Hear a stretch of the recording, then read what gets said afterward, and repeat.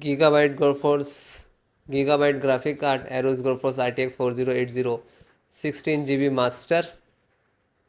So guys, let's check the deep specifications of this graphic card. So this is your graphic card. So graphic processing socket number GeForce RTX 4080, core clock 2550 megahertz and reference 2550 megahertz. Okay, CUDA core 9728, memory clock speed.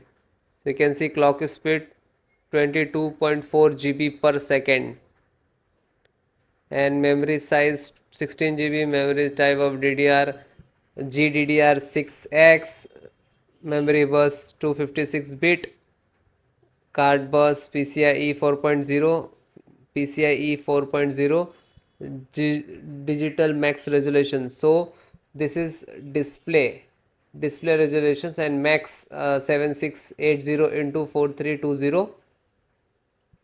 And this is require power supply, electricity watt 850 watts required power, and power connector which is 16 pin 1. Total 4 port on this graphic card, 3 display port 1.4a and 1 HDMI port 2.1a.